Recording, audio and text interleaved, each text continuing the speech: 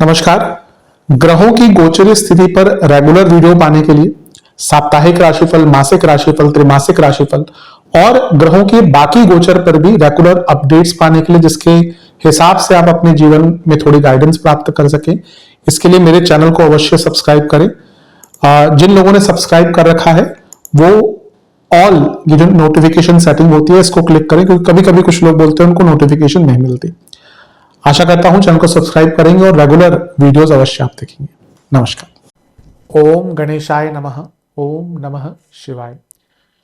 मैं निखिल ज्योतिष आचार्य आप सभी का मेरे चैनल पर पुनः स्वागत करता हूं। आशा करता हूं कि आप सभी स्वस्थ होंगे। महादेव की कृपा आप सभी पर सदैव बनी रहे। ये वीडियो कन्या यानी कि वर्गों के लिए बहुत विशेष है, क्योंकि ये वीडियो है मंगल देवता के राशि परिवर्तन के बारे में। मंगल महाराज राशि बदल रहे हैं। कब बदल रहे हैं? 21 जून को। कहाँ पे आ रहे हैं? आपके 9th हाउस में, नवम भाव में आ रहे हैं और यहाँ पे 2 अगस्त 2026 तक रहेंगे। मंगल एक बहुत ही विशेष ग्रह है। बल, पराक्रम, शौर्य, कॉन्फिडेंस, रियल एस्टेट, वाक्य पटुता, कन्विंसिंग पावर, मार्केटिंग स्किल्स, किसी के ऊपर हावी होना। मंगल प्रधान व्यक्ति हमेशा कोशिश, अब ऐसा नहीं कि सामने वाला व्यक्ति का भी अगर मंगल बृहस्पति बहुत भारी है या बहुत स्ट्रांग है तो आराम से नहीं हावी हुआ जा सकता, लेकिन एक मंगल जिसका स्ट्रांग है वो व्यक्ति हमेशा प्रयत्न करेगा कि वो डोमिनेट करे। भाई बहन हो गए, वाहन हो गए, बहुत चीजों का कारकत्व तो मंगल के पास है। बृहस्पति और शनि के बाद और राहु के बाद, अगर खैर राहु के कारकत्व तो फिर भी उतने नहीं है, लेकिन मंगल बृहस्पति के बाद अगर किसी ग्रह के कारकत्व तो बहुत ज्यादा है तो मंगल ही है। तो मंगल का गोचर अपने आप में विशेष होता है और यहाँ पे अष्टमेश भी है, तीसरे घर के स्वामी भी हैं और इसका प्रभाव तो रहेगा ही। मंगल की 3 दृष्टियां हैं, एक 12वें घर पर पड़ेगी, एक तीसरे घर पर, एक चौथे घर पर, इसका भी प्रभाव रहेगा। लेकिन यहाँ पर मंगल पर शनि की दृष्टि है, इसका इम्पैक्ट अलग होगा। दोनों कंस्ट्रक्टिव डिस्ट्रक्टिव योग बनाते हैं, मैं हमेशा कहता हूँ। और ये मंगल केतु को देख रहे हैं तो इसका भी कुछ इम्पैक्ट होगा। तो यही विवेचना हम करेंगे इस वीडियो में कि जो मंगल का गोचर है जीवन में क्या बदलाव लेकर आएगा। लग्न राशि या चंद्र राशि यदि आपकी कन्या है, दोनों ही देख सकते हैं, अलग अलग नहीं बन सकते राशिफल। जहां से सूट और लेट ज्यादा करता है वहां से देखिए। व्यक्तिगत तौर पे मेरा मानना है लग्न से देखेंगे तो अच्छा, इनकेस नहीं पता है तो चंद्र राशि से भी इसको देख सकते हैं। शुरू करते हैं इस अत्यंत महत्वपूर्ण राशिफल का। शुरू करते हैं। मंगल का देखिए नवम भाव में आना यूं तो अच्छा माना जाता है, लेकिन आपके लिए मंगल अष्टमेश है, इसलिए जब वो नवम भाव में आते हैं तो मिश्रित प्रभाव देने वाले ग्रह बन जाते हैं। नवम के मंगल अगर हम देखें तो आपके तीसरे घर के स्वामी भी हैं और वो भाग्य स्थान में आ रहे हैं, तो ये एक प्रकार से भाग्य और पराक्रम योग बनता है। यानी कि आप जो भी कार्य करेंगे उसमें भाग्य का आपको साथ मिलेगा। कार्य आराम से नहीं बनेंगे, उसका कारण मैं बताऊंगा, लेकिन अवश्य आपको बहुत अपॉर्चुनिटीज मिलेंगी और अंततः काम पूर्ण हो जाएंगे। लेकिन क्योंकि वो अष्टमेश हैं, इसी कारण से जो भी आप इस 1-1.5 महीने के कालखंड में कार्य करने का प्रयत्न करेंगे वो निर्विरोध नहीं रहेगा, यानी कि उसमें विरोध रहेगा, बाधाएं रहेंगी, ऑब्स्ट्रक्शन रहेंगी। इसलिए जो भी काम करने का प्रयत्न करें उसको इस तैयारी के साथ करें कि हाँ भाई हो सकता है ये काम आपका पूरी तरह से आराम से ना हो, बाधाएं आए, तो उन बाधाओं को काउंटर करने के लिए अपने ऑप्शंस खुले रखिएगा। यहाँ पे मंगल जो है वो आपके शनि जो है वो आपके पंचमेश है और उनका प्रभाव मंगल पर है और मंगल आपके अष्टमेश है, तो ये स्पेकुलेटिव मार्केट्स आदि के लिए अच्छा है। मंगल तीसरे घर के स्वामी है और शनि पंचम के स्वामी है, शनि का प्रभाव है, ये इम्प्लीमेंटेशन के लिए बहुत अच्छा है। और शनि पंचम के स्वामी है, मंगल पंचम से पंचम में बैठे हैं, ये स्टूडेंट्स के लिए भी बहुत अच्छा है। क्योंकि शनि छठे घर के स्वामी हैं, कंपटीशन, मंगल कंपटीशन के कारक हैं और शनि पंचमेश भी हैं, तो जो बच्चे, जो स्टूडेंट्स जिनके कॉम्पिटिटिव एग्जाम है उनके लिए भी यहाँ पे बहुत अच्छा योग बन जाता है, बहुत श्रेष्ठ योग बन जाता है। तो मेरे हिसाब से ये समय आपका बहुत अच्छा है, बहुत लाभकारी है।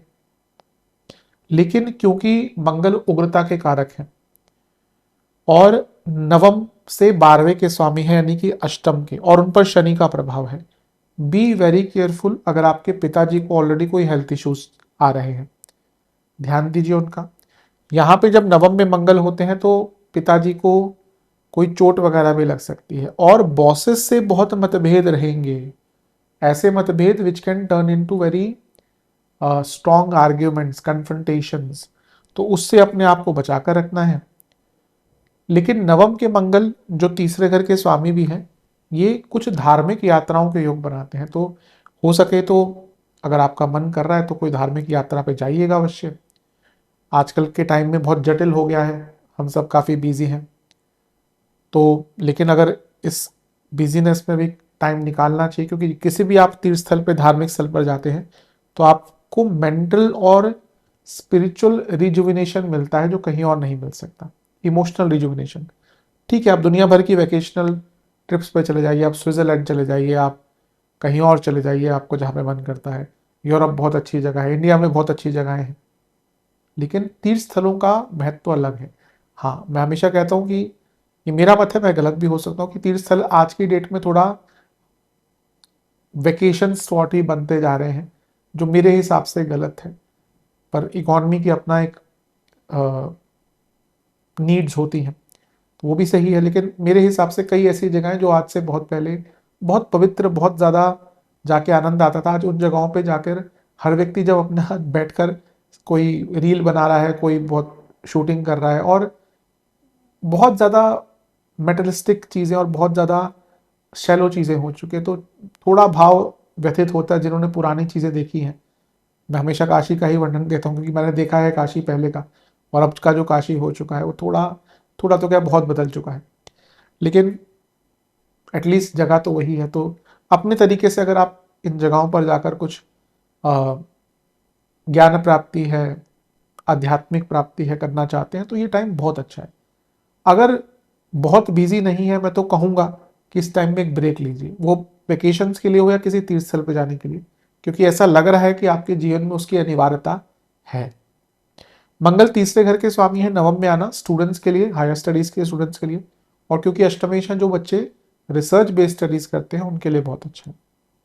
शनि मंगल डिस्ट्रक्टिव योग भी होता है, थोड़ा कंस्ट्रक्टिव चीजें तो हमने बोल ली, लेकिन शनि क्योंकि ऑलरेडी सप्तम में है और मंगल सप्तम से तीसरे में आ गए, जो पति पत्नी है उनके बीच में कम्युनिकेशन गैप बहुत भयंकर हो सकता है। मंगल की दृष्टियों की तरफ चलते हैं। मंगल की एक दृष्टि कहां पर है? 12वें घर पर। अब मंगल अष्टमेश है, 12वें घर पर उनका प्रभाव गुप्त धन आदि के लिए अच्छा होता है, साधनाओं के लिए अच्छा होता है। केतु है तो और साधनाओं के लिए बहुत अच्छा विशेष समय बन जाता है। लेकिन 12वें घर पर केतु और अष्टमेश का प्रभाव, अगर आपके वीजा के काम है ना, तो और बहुत जटिल कोई कंट्री है, अब कई कंट्रीज होते हैं उनके वीजा के काम बहुत पारदर्शी हैं कि भैया आपका एलिजिबिलिटी है तो आपको वीजा मिल जाएगा। कई कंट्रीज हैं वहाँ पे बहुत अनसर्टेनिटी है, जैसे यूरोप में कई कंट्रीज हैं, यूएस से भी इवन हम कह सकते हैं। कभी कभी तो ऐसा कहा जाता है कि जो व्यक्ति उस दिन बैठा है आपके मोहर लगाने के लिए, उसके मूड पे डिपेंड करता है कि आपको वीज़ा देना है कि नहीं देना। कई लोगों से मैं ऐसा सुनता हूँ कि जो यूएसए के वीज़ा लगाते हैं कि कोई रीज़न नहीं होता, पर मूड अच्छा है तो वीज़ा दे दिया, नहीं है तो रिजेक्ट कर दिया। तो अगर आप ऐसी कंट्री का वीज़ा अप्लाई करने जा रहे हैं तो कोशिश कीजिए 21 तारीख से पहले कर लें।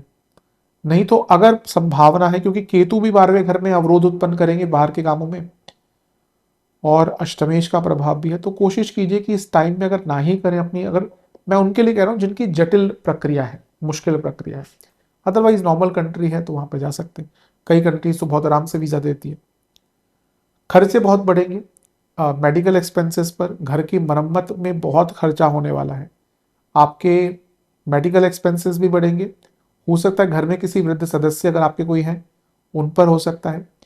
केतु 12वें घर में है तो अगर आपके घर में पेट्स हैं तो उन पर खर्चा हो सकता है, उनकी सेहत पर, और इलेक्ट्रिकल इक्विपमेंट्स और बाकी जो घर की मरम्मत है। बहुत बार ऐसा होता है मंगल 12वें घर में केतु और मंगल का प्रभाव, कोई जैसे आपका बड़ा एक इलेक्ट्रिकल इक्विपमेंट खराब हो गया, या कहीं पे ड्रेनेज हो गई बहुत बड़ी। अब आज की डेट में लोगों के बड़े आलीशान आलीशान बाथरूम होते हैं, अगर कहीं पे बाथरूम हो गया, बाकी चीज़ें हो गई, वॉशरूम्स हो गए, या कुछ और चीज़ हो गई, कहीं पे एक पाइप लीकेज हो गई, तो कितना खर्चा होता है। टाइल्स वगैरह जब सब टूटती है तो कुछ ऐसा अप्रत्याशित खर्चा दिख रहा है आपके लिए। मंगल केतु 12वें घर में एक चीज के लिए अच्छे होते हैं, जिनको कोई हेल्थ इशू है और वो डायग्नोज नहीं हो पा रहा, ट्रीटमेंट नहीं मिल पा रही, तो अल्टरनेट थेरेपीज से कर सकते हैं। कभी कभी ऐसा होता है कि नॉर्मल तरीके से आपको, और कई बार लोगों को लाभ मिला है, पर ये है जितने भी अल्टरनेट थेरेपीज है, वो आयुर्वेद हो गया, होम्योपैथी हो गई, एक्यूपेंचर आदि हो गया, चाइनीज मेडिसिन हो गई, नेचुरोपैथी हो गई, अपना ये यूनानी हो गई, ये सब थोड़ा टाइम लेते हैं। और इसमें इवन आयुर्वेद भी यही कहता है कि लाइफस्टाइल है आयुर्वेद, तो उसको उस प्रकार से अगर जिए तो बहुत लाभ होता है। लेकिन अगर कभी कभी होता है बहुत जटिल समस्या आती है कि ठीक ही नहीं हो रही। अब एक व्यक्ति को मैं जानता हूँ, बहुत साल पहले उनकी कुंडली आई थी, सर्वाइकल का प्रॉब्लम था, तो मैंने उनको सजेस्ट किया कि आप थोड़ा अल्टरनेटिव थेरेपी में भी एक्यूपेंचर आदि यूज़ करें। तो टाइम लगा उनको बहुत, लेकिन उन्होंने एक्यूपेंचर से, कभी जो उनको प्रॉब्लम फैमिली का भी हिस्ट्री था, उनकी मदर को भी था, तो करीबन 1.5-2 साल में बहुत हद तक रिकवरी उनको हुई। तो यहाँ पे आप ऐसे अल्टरनेटिव्स अपना सकते हैं। मैं हमेशा कहता हूँ ऐसे अल्टरनेटिव्स तभी अपनाएं जब या तो और कोई रास्ता ना मिले, और दूसरा दवाई छोड़ के नहीं, कि आपने एलोपैथी छोड़ दी और साथ में ये करना शुरू कर दिया, वो नहीं करना चाहिए। एलोपैथी की अपनी विशेषता है। हम क्या है ना कि कभी कभी हम किसी चीज़ को इतना बढ़ा देते हैं कि जैसे आयुर्वेद जो बहुत ज़्यादा फॉलो करते हैं, वो सीधा एलोपैथी को उसको तिरस्कृत करना शुरू कर देते हैं। गलत है। अपने आप में मेडिकल जो एक फील्ड है बहुत बड़ी है, और इमरजेंसी में वही चीज़ काम आती है। तो यहाँ पे आप चाहें तो जैसे मैंने कहा कुछ अल्टरनेटिव मेडिसिन यूज़ कर सकते हैं, खर्चे काफ़ी बढ़ेंगे, उसके लिए तैयार हो जाएगा। मंगल का एक प्रभाव तीसरे घर पर, बहुत अच्छा। मंगल का प्रभाव तीसरे से छठे से कहीं भी बन जाए, बहुत अच्छा। बल रहेगा, पराक्रम रहेगा, बदलने की क्षमता रहेगी, डरेंगे नहीं, विश्वास नहीं खोएंगे अपने ऊपर से, बहुत अच्छा योग है। और कम्युनिकेशन बहुत अच्छी हो जाएगी, अपने ऊपर विश्वास बहुत बढ़ेगा। अष्टम से अष्टम के स्वामी है, कोई पैतृक संपत्ति की बात आपने करनी है। भाई ये कैसा टॉपिक है, कैसे छेड़ें, किससे छेड़ें, कब छेड़ें, लेकिन अनिवार्य है। माता पिता सोचते हैं कि हमारे तो 2 बच्चे हैं, आराम से रह लेंगे हमारे जाने के बाद, वो आपके जाने के बाद तो अधिकतम लड़ मरते हैं। इसलिए पेरेंट्स को भी यही सोचना चाहिए। और अगर यहाँ पे अगर मैं बात करूँ, अगर आप ऐसी स्थिति में हैं, आप चाहते हैं कि भैया ये चीज़ें क्लियर हो जाएं, तो अपने पेरेंट्स को से बात कीजिए कि भाई जो भी है हमारे, जब जितने भी भाई बहन हैं, जो भी आपको लगता है सही, अपने हिसाब से उसका बंटवारा कर दीजिए। ऐसे करने से परिवार बच जाते हैं, वरना अगर अनडिवाइडेड होती है या नहीं बांटी जाती, परिवार बाद में सालों तक लड़ाइयाँ करते रहते हैं ज़मीन के लिए, क्योंकि किसी का नहीं पता ना कौन कब चले जाए। तो यहाँ पे अगर आप वो डिस्कशन स्टार्ट करना चाहते हैं, टाइम अच्छा है, बस देख लीजिएगा माहौल कैसा है। और ये जैसे मैंने कहा, डिस्कशन हमेशा ही अगर आपको करनी है तो बहुत सेंसिटिव होती है, लेकिन ये समय अच्छा है उस तरफ बढ़ने का। मंगल का प्रभाव तीसरे घर पर है, जो चौथे से 12वां भाव है। मंगल प्रॉपर्टी के कारक है, ये प्रॉपर्टी बेचने के लिए भाव अच्छा होता है। 12वां भाव का एक्टिवेशन है, प्रॉपर्टी बिक सकती है, लेकिन क्योंकि केतु का इम्पैक्ट भी है ना, मे भी बहुत अच्छे रेट पे ना बिके, लेकिन अगर आपका डेस्परेट अटेम्प्ट है प्रॉपर्टी बेचने का कि भैया बेचनी ही है, पैसा चाहिए, तो बेच सकते हैं। मंगल का एक प्रभाव रहेगा चौथे घर पर, लेकिन शनि का प्रभाव भी है, केतु का प्रभाव है। ये थोड़ा नेगेटिव हो गया। किसके लिए? पहला आपकी माता जी के लिए, मदर की हेल्थ आपकी बहुत बिगड़ सकती है, बहुत ध्यान दीजिए। इमोशनल लाइफ में अप्स एंड डाउन आएंगे। एक टाइम तो आपको लगेगा मेरा कोई नहीं, एक टाइम आपको लगेगा आप बहुत अटैच फील करेंगे, और एक टाइम आपको सब पर गुस्सा आएगा। ये 1-1.5 महीना इसी प्रकार से जाने वाला है। और जब मैंने चोट की बात करी थी, अब क्योंकि मंगल चौथे घर को भी देख रहे हैं, तो ये व्हीकल एक्सीडेंट का भी योग बन जाता है। बी वेरी केयरफुल, ईश्वर करे किसी का ना हो, लेकिन अगर आपकी कुंडली में एक्सीडेंट्स के योग हैं, कई योग होते हैं एक्सीडेंट्स के। छठे घर का स्वामी अगर मंगल से संबंध बना ले, केतु से संबंध बना ले, छठे घर का स्वामी लग्न में है और उससे मिलन मंगल केतु का हो जाए, अष्टम का मिलन के मंगल से हो जाए, बहुत ऐसे योग बनते हैं, कॉम्बिनेशन है ज्योतिष में। इसलिए जब मैं कंसल्टेशन लेता हूँ ना, मैं हमेशा लोगों को बोलता हूँ भी अपने क्वेश्चंस पहले दे दो, क्योंकि हर एरिया, जॉब छोड़ने के, चेंज करने के, प्रमोशन के अलग अलग योग होते हैं, इसलिए पहले ही एनालिसिस करना अच्छा रहता है। ज्योतिष में हमेशा कहते हो कोई जादू टोना नहीं, जो बना के बैठे हैं कि जादू टोना है, हम जीवन बदल देंगे, वो गलत करते हैं। इसलिए लोगों का ज्योतिष से विश्वास धीरे धीरे हटता है। एनालिसिस है, मैं तो हमेशा, जो इतने साल हो गए कंसल्टेशन लेते हुए, हाँ कभी लोग बहुत अच्छी तरह से प्रश्न पूछते हैं, कभी कभी एकदम ऑन द स्पॉट, मैं ऐसा नहीं कहता नहीं होता ऑन द स्पॉट, लेकिन अगर हम पहले एनालिसिस कर लेना तो हमें भी ईजी होती है, हम अच्छी तरह से बता सकते हैं। मंगल का प्रभाव चौथे घर पर, ये जैसे मैंने कहा वहीकुलर एक्सीडेंट आदि के योग बना रहा है, और घर में बहुत कलह कलेश होंगे आपके, तो इन चीज़ों से थोड़ा बच के रहे तो अच्छा है। अगर मैं हेल्थ की बात करूं तो आपको, जिनको कार्डियक इश्यूज हैं, जिनको हड्डियों की प्रॉब्लम है, बीपी के इश्यूज हैं, पैरों के कोई रोग है, फ्लैट फीट आदि है, या वेरिकोस वेंस की प्रॉब्लम है, उनकी दिक्कत थोड़ी बढ़ सकती है। उपाय की बात कर लेते हैं। आपको एक पूड़ी बनानी है, उस पर थोड़ी सी खीर रखनी है, उस पर थोड़े केसर के दाने, सफ़ेद तिल और कुछ मिश्री के दाने डालने हैं। बेसन के लड्डू लेने हैं, उसमें थोड़े से लौंग के दाने चुभाने हैं, यानी कि उसमें वो प्रवेश हो जाए। पहले एक चारमुखी सरसों के तेल का दिया महाबली बजरंग बली को अर्पण करें, उस दिए में काले तिल डालिएगा, फिर ये जो सामग्री है इसका भोग लगाइएगा। ओम महावीराय नमः मंत्र का 108 बार जाप कीजिएगा, और हनुमान बाहुक का 2 बार पाठ कीजिएगा। ये उपाय कर लेंगे तो बहुत लाभ मिलेगा। आशा करता हूँ वीडियो काम आएगी। चैनल पर नए सब्सक्राइब कीजिए, वीडियो को लाइक कीजिए। मिलता हूँ अगली वीडियो में, तब तक के लिए ओम नमः शिवाय।